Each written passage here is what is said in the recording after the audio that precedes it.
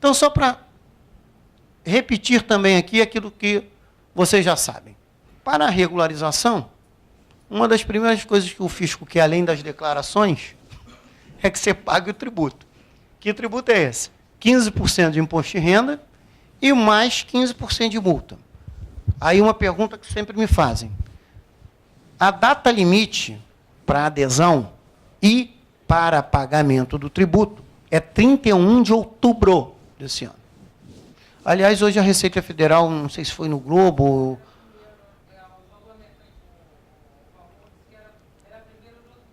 Não, 31. 31. Não, é que a questão é o seguinte, é que o pessoal já estava dizendo que a Receita ia propor primeiro uma mudança da alíquota, que ela veementemente descartou essa possibilidade, e eu acho que está certa, porque tem pessoas que já aderiram e já pagaram o tributo. E a outra é a possibilidade de postergação do prazo, até 31 de dezembro. Exatamente. Aliás, essa última hipótese eu acredito mais. Porque se chegar lá em outubro e não tiver tantas adesões, eu acho que vai acontecer de uma prorrogação. Oi? Não, é que estavam pugnando por uma redução da alíquota, porque a adesão até agora está pequena. Mas, pessoal, nós que fazemos declaração pessoa física, alguém faz declaração pessoa física em março? Só uma meia dúzia de maluco, porque o resto deixa tudo para a última semana, não é? Inclusive a gente também só faz a nossa no final. Não é não? Então, assim, quando der 48 do segundo tempo, tem um monte de gente lá no congestionamento da DERCAT querendo apertar o botão, não sai, é desgraçado essa receita, mas aí já foi, já está lá no dia 30 ou 31 de outubro, é o que vai acontecer. Então não está me espantando. Só para vocês terem uma ideia, sabe quantas pessoas... Eu fiz um benchmarking sobre esse tema no meu escritório e num escritório de um amigo. Ele atendeu 32 pessoas. 2 aderiram. Eu atendi 45. 2 aderiram. Não que elas não fecharam proposta, não. Até agora eu estou falando botão apertado. Botão apertado, informação na receita e DARF pago. É. Então, item importante, esclarecido no perguntas e respostas. Você pode se declarar, faz a DERCAT, faz a DIPF, retificadora, etc. E pode pagar o imposto até outubro. Pode fazer agora e pagar em outubro. Eu não estou recomendando que se faça isso. Você vai esquecer o DARF na gaveta. E aí tem o problema, porque outros tributos que nós estamos acostumados, no dia seguinte você vai lá e recolhe, tem 0,33 de multa, você paga 1% de Selic e matou o problema. Aqui não dá. Ou paga, ou paga. Passou para o dia 1º de novembro, se a lei não for prorrogada, perdeu a janela. Então, aqui, como eu falava da DERCAT, que é a declaração, né? Qual o conteúdo da declaração única, que é essa DERCAT, declaração que você vai ter que fazer, que é o formulário que eu disse que não existia e passou a existir. Você tem que falar, esse modelo está disponibilizado no site da Receita Federal, né? Lá no ECAC, e depois você tem lá declarações, etc., aí você entra e aparece. Ruim. Você não consegue fazer, que nem na DIPF, que você consegue fazer um rascunho e salvar, aqui não dá. Ou você entra e já declara tudo,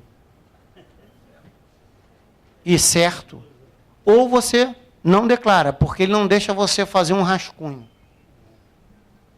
Então, o que a gente está fazendo, às vezes, é printar a tela, preencher meio que a mão, e depois, quando tiver que fazer a definitiva e apertar o botão, olhe direitinho, né? Porque você vai fazer o detalhamento pormenorizado dos recursos, bens e direitos que detêm a titularidade de 2014, né? Na hipótese de não existir saldo, você tem que colocar a conduta que você praticou, que gerou aquele dinheiro que em dezembro de 2014 você já não tinha mais, né?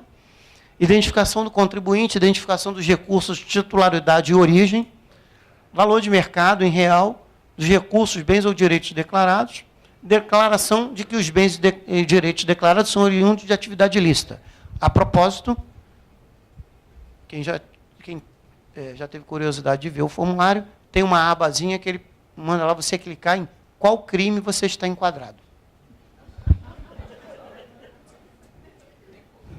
Tem que confessar. Então, às vezes, precisa até de um advogado, e em alguns casos lá no escritório, eu não sou advogado criminalista, mas em alguns casos lá no escritório, alguns poucos, a bem da verdade, eu estou indicando um colega, porque eu vejo que a vida do cara é tão encrencada, falo, meu amigo, eu vou botar um negócio aqui, depois dá um problema no crime, não no tributário, mas dá um problema no crime, você vai querer tirar satisfação comigo. Então, é melhor você procurar um criminalista, porque a vida do cara, às vezes, é complicada. Então, é tomar cuidado, porque você vai ter que marcar ali qual é o crime que você está se autoconfessando ter praticado. Saldo inexistente, nós já falamos, né, que aí vai tomar... Esse é que é o ponto. É saldo inexistente, mas o fisco é o tributo, tá? Só para vocês saberem, não é só... eu não tenho saldo em 31 de dezembro de 2014, já tive em 2013, ou tive em 2012, mas eu quero me declarar. Então, já que eu não tenho saldo, eu não tenho que pagar nada. Não. Aí você vai ter que buscar o teu valor lá atrás. Aí, de novo, a lei não fala se é média, etc. Falou que é o valor que você consiga comprovar. A minha sugestão é que seria pelo último extrato. Ponto. Mas isso não está escrito em lugar nenhum. Mas se você só declarar para se livrar do crime e não pagar os 30%, é a mesma coisa que não aderir. Então, eu já falei que a anistia tem o fim de excluir punibilidade de crimes, remissão de créditos tributários, redução das multas, que, a propósito, esse é um outro ponto. Todo mundo pergunta assim, poxa, mas se eu não declarar, o que pode acontecer? Aí eu sempre digo o seguinte, ordinariamente, um dos primeiros crimes que você pode estar de cara listado é sonegação fiscal. Já que você não declarou um numerário que deveria ter declarado e também não pagou o imposto de renda na época própria. Ok? Porque qual é a presunção? Por mais que você tenha ganho esse dinheiro lícito e botou lá fora, mas não declarou, como eu falei antes, você esfriou um dinheiro que estava quente, na medida que você não declarou. A presunção do fisco é que você omitiu receita e sonegou informação. Sonegação fiscal. Sonegação fiscal gera, ou pode gerar, um auto de infração na medida que você não venha fazer a adesão. A omissão de sonegação fiscal gera multa agravada, 150%. E mais a Selic da época. Então, se você tinha um patrimônio não declarado desde sempre, pelo menos dos últimos 5 anos para cá, o fisco vai te pegar. Selic. E qual é o tributo? O tributo depende de qual é a origem do teu dinheiro. Mas, ordinariamente, sabe o que ele vai fazer? Aplicar a tabela progressiva. 27,5. 27,5. Mais 150. Mais Selic, vai dar muito mais do que os 30% que você tem que pagar. Com certeza. Com certeza. Então, cuidado. Quando se adere, a multa do Banco Central, já te dou a palavra, a multa do Banco Central também está extinta. Então, a CBE, que você teria que pagar uma multa que é altíssima, como eu falei, pode chegar a R$25 mil, na medida que você declara essa... você tem um benefício aí de não pagar. Por favor. A hora da água. Uma dúvida que eu fiquei. Em 31 de dezembro de 2014, eu tinha mais ou menos $1 milhão. Acho que o microfone não está funcionando. Em 31 de dezembro de 2014, mas eu tinha $1 milhão. Em 2015, eu gastei todo esse dinheiro. Zerei. Eu sou obrigado a declarar? Se você tinha 31 de dezembro de 2014, você tinha sim. Porque, de novo, as informações vão ser trocadas. Se for nos Estados Unidos, então, ele já até informou que você, em 31 de dezembro de 2014 você tinha um saldo. Então, a resposta é sim. Se você não vai declarar que correu risco, é outra história. Pois não.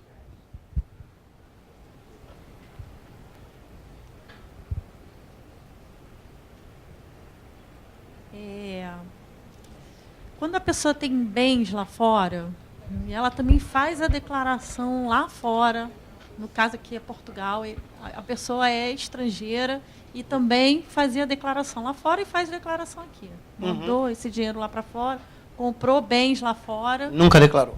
Nunca declarou aqui. Mas lá declarou. Como é que... Fica na mesma situação. Ou seja, está irregular no Brasil. Está irregular. Porque é o seguinte, o que acontece é que, desde sempre, o Brasil tributou a renda mundial. Desde sempre. Então, você pode ser residente no Brasil, para pessoa jurídica, a renda mundial, através de coligadas e controladas, passou a ser tributada a partir de 96, se eu não me engano, 97 para cá. 9.430 de 96, então foi 97. Pessoa jurídica. Pessoa física, desde 1946. Que tem que declarar renda mundial. A questão de pagar imposto no Brasil ou não é um segundo ponto, que é uma decorrência. Óbvio que se você declara renda do exterior aqui, teoricamente, aquela renda vai acrescer ao teu patrimônio e você vai pagar o tributo. Porém, a gente não pode esquecer que o Brasil tem acordo, ou alguns acordos, para evitar bitributação com outros países. Portugal é um. E quando o Brasil tem acordo para evitar bitributação, dependendo do tipo de renda, ela pode ser tributada só lá e não aqui. Tem outras rendas, por exemplo, uma renda que ordinariamente, cada país que tem tratado com o Brasil, pode ter um tratado de modo diferente do que eu vou falar aqui, mas ordinariamente, no exemplo de uma empresa, tá? Quando você tem um tratado para evitar bitributação, normalmente, aquela sociedade, ela só é tributada onde ela forma o lucro. Então, se você fosse um brasileiro que tivesse uma empresa no exterior, em Portugal, que tem tratado, essa empresa só será tributada pelo lucro em Portugal. Não vai ser tributada aqui. Se fossem juros, esses juros são tributados lá e tributados aqui, porém com a compensação do tributo pago lá. Mas, voltando ao que eu falei antes para te responder, a renda, ela deveria ter sido declarada aqui. Se ela não foi, se você quiser aproveitar a janela, ótimo.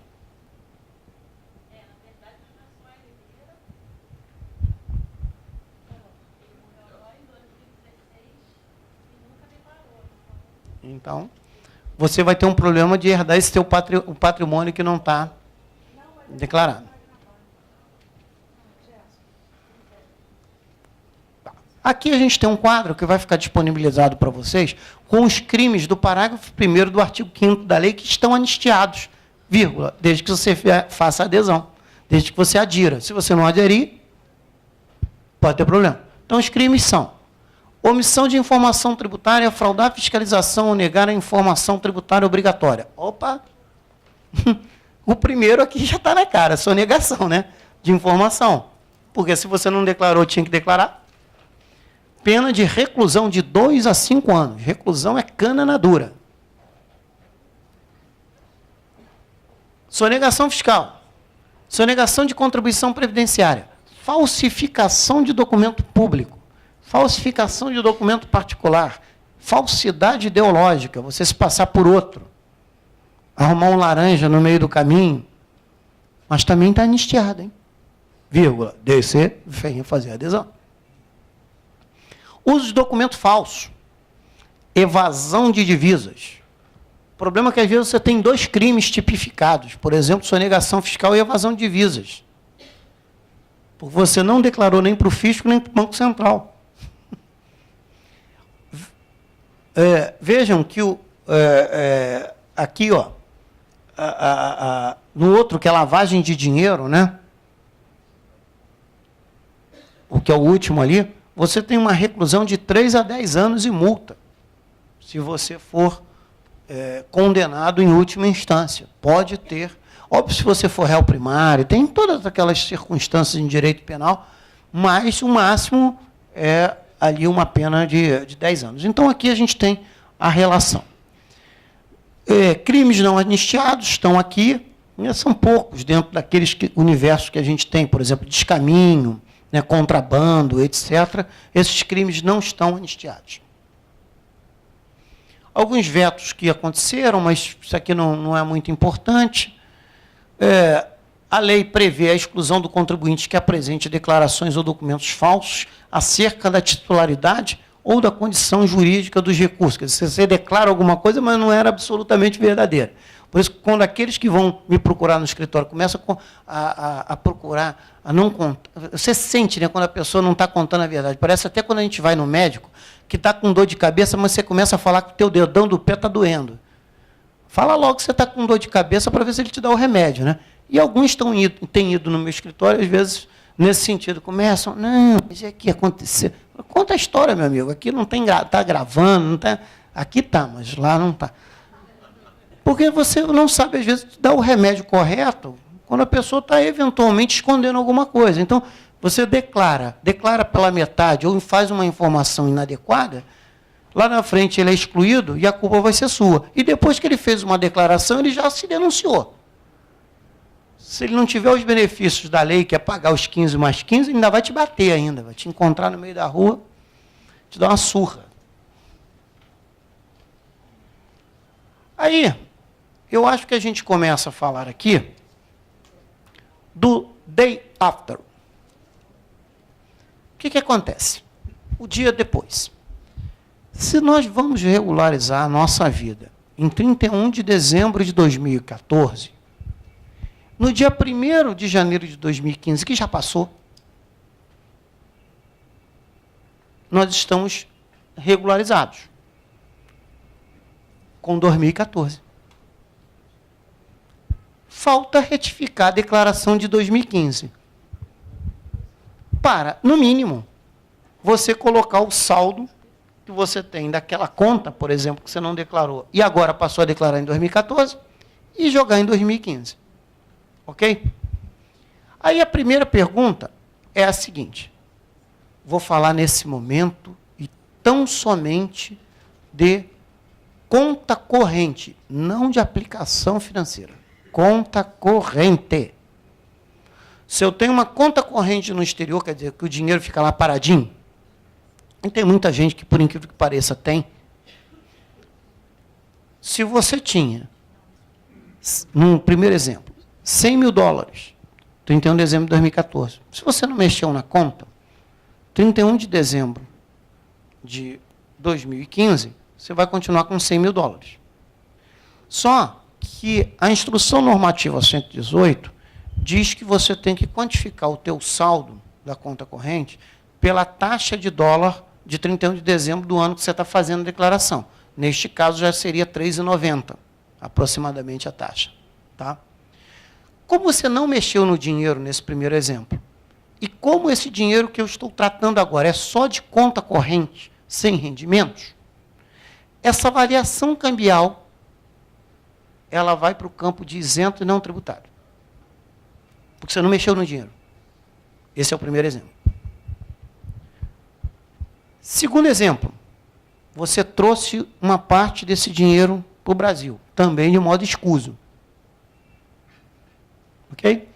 Então, você tinha 100, agora você só tem 80. E, imaginando, você trouxe 20 para o Brasil. Por quê? O dólar estava 3,80, 3,90, 4, trouxe para o Brasil.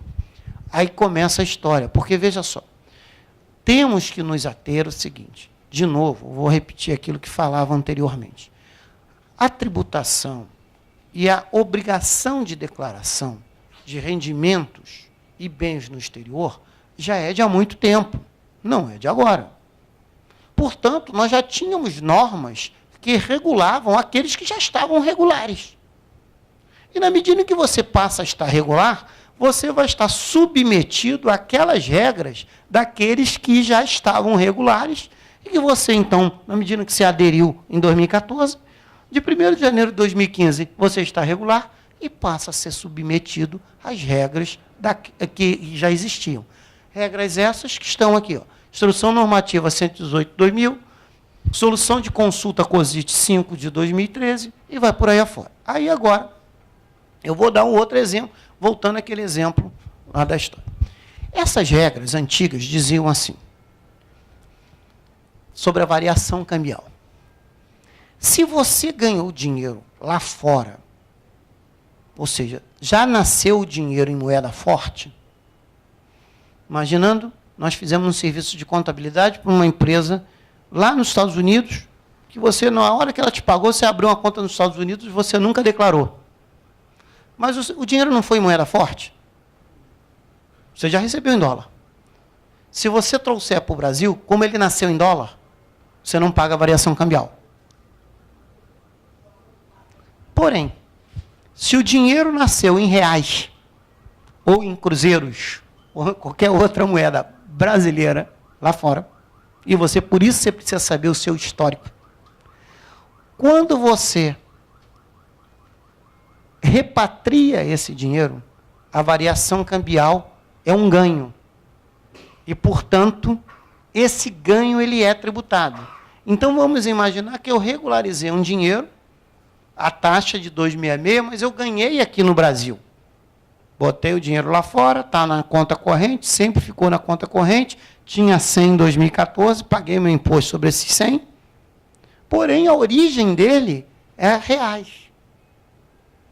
E eu trouxe 20 para o Brasil. Se eu trouxe 20 para o Brasil, a taxa de 3,90, por exemplo, eu tenho uma variação cambial de 2,66, que é a taxa que eu regularizei, para os 3,90, que é a taxa do dia que eu trouxe o dinheiro. Essa variação cambial, aí vocês vão se espantar com isso. Mas pensem o seguinte, pessoal, não tem muita gente no Brasil que naquela última linha da declaração de imposto de renda diz assim, dinheiro em espécie, dólar, tanto. Não tem muita gente que faz isso? Às vezes não tem nem o dólar em casa, mas o cara põe. Se você tem dinheiro em casa, em dólar, aí você comprou naquela época, o dólar estava 1 para 1. Se você vender agora, o dólar está 3,30, você não ganhou dinheiro. Se você ganhou dinheiro, tem que pagar imposto de renda. É simples assim. Então, entenderam? Se o dinheiro nasceu em reais, eu vou dizer que o dinheiro nasceu em dólar. Prove. Por isso é que eu falo que, embora a fotografia para pagamento do tributo seja 31 de dezembro de 2014 para fins da regularização, mas para fins da origem, você precisa ter documento, porque senão o fisco vai presumir que o dinheiro sempre saiu do Brasil. Aí, na hora que você faz uma repatriação, no nosso exemplo, 20 mil dólares, ele vai querer te cobrar a variação cambial. Então, essa é uma questão. Segunda questão. Eu posso ter dinheiro lá fora que eu não deixei parado. Eu apliquei o dinheiro. Regularizei. 31 de dezembro de 2014, peguei o saldo da minha aplicação, pimba, paguei os 30%, estou regularizado. Fiz todas as demais declarações, etc. Só que, em julho de 2015, já entrou um juro de 2 mil dólares na minha conta, porque ela está aplicada. Não é renda? Essa renda, ela tem que ser paga aqui no Brasil. Paga aqui no Brasil e sempre o vencimento, nesse caso é juro, 15%, porque é a alíquota ordinária, não é por conta dessa lei, é a alíquota ordinária porque eu estou falando de juros, 15%. Que se eu estou falando que eu recebi em julho do ano passado, eu teria que ter pago o imposto até 30 de agosto do ano passado, 31 de agosto do ano passado, se o dia útil fosse. Eu tenho que calcular com multa e juros integrais. A lei inclusive, está permitindo que, se você regularizar a sua vida, você não paga a multa por conta da denúncia espontânea que você está fazendo, mas você vai pagar Selic, que são os juros, porque você está regularizando. Se o rendimento foi pago lá, eu não tenho que compensar o imposto? Aí depende, Damares, porque, veja, se lá esses juros de $2.000 sofreu um imposto de renda lá, aonde esses juros estão nascendo? Num país que tem acordo para evitar bitributação, compensa. Num país que não tem acordo para evitar bitributação ou não tem reciprocidade. Por exemplo, o Brasil não tem acordo para evitar bitributação com os Estados Unidos. Mas existe um acordo de reciprocidade tributária que os Estados Unidos permite a compensação de tributos pagos no Brasil de americanos, desde que o Brasil faça a mesma coisa com americanos que ganhem alguma coisa aqui no Brasil. Então, é um acordo de reciprocidade, você pode compensar. Mas você só também pode compensar imposto que foi pago. Ontem, num evento que eu fiz, alguém me perguntou assim, poxa, mas na Alemanha, eu acho que foi na Alemanha, eu só pago o imposto de 2015 em 2016. Mas eu já tenho que pagar imposto no Brasil em relação a 2015 dos juros que entraram na minha conta. Eu falei, você tem que pagar e não tem direito ainda à compensação. Porque como você não pagou o imposto lá ainda, o fisco quer que você prove que você pagou. Você só vai poder compensar esse imposto depois. Mas não pela competência. É uma complicação. Ok? Então, esse é um outro ponto que você tem que acompanhar. Outro ponto. Eu posso ter uma sociedade lá fora, não posso? Como nós falamos. Essa sociedade, ela pode ter gerado lucro. E eu fui lá na boca do caixa, porque eu tenho o cartão, e tirei dinheiro da empresa. Se eu tirei dinheiro da empresa, a rigor eu só tenho 3 possibilidades de eu ter tirado do dinheiro de uma empresa, uma empresa que eu tenho, eu só tenho 3 possibilidades de tirar dinheiro dela. Ou porque eu peguei um empréstimo com ela, ou porque reduziu o capital, ou porque ela deu lucro. Se deu lucro, eu tenho que pagar imposto no Brasil. Sabe quanto é? 27,5%. Se eu tenho um imóvel lá fora, que eu deixei alugado, rendeu um aluguel. Aluguel no exterior é carnê-leão no Brasil. Tabela pode ir a 27,5%. Então, meus amigos, o dia depois da regularização, ou seja, dia esse que já passou, porque é 1º de janeiro de 2015, e daqui para frente, você tem que acompanhar a vida do seu contribuinte. Ou ele próprio tem que acompanhar a sua vida.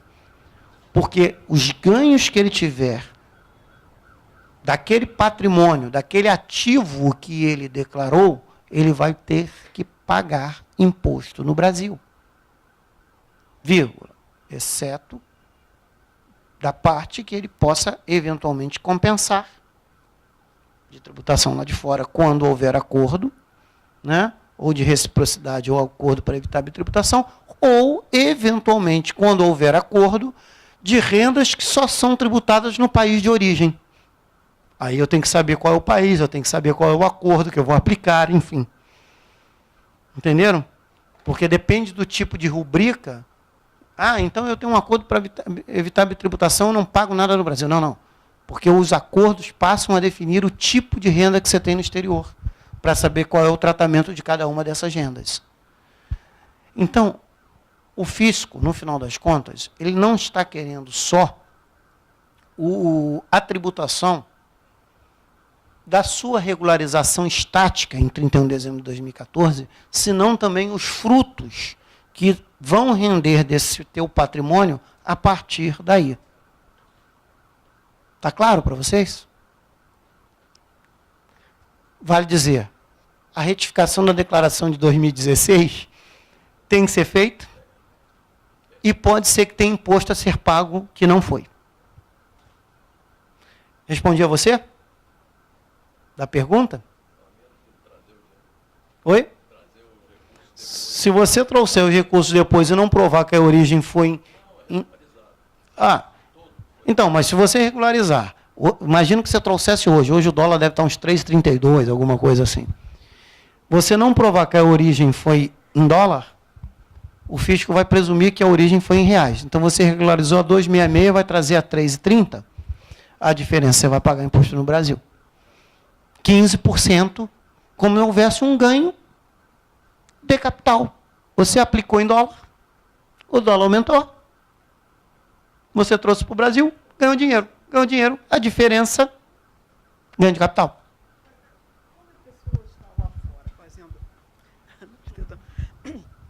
Fazendo, é que eu tenho meu filho que está fazendo o CNPq, ganhando bolsa do CNPq, para fazer, terminando agora o contrato já, né? Está fazendo pós-graduação.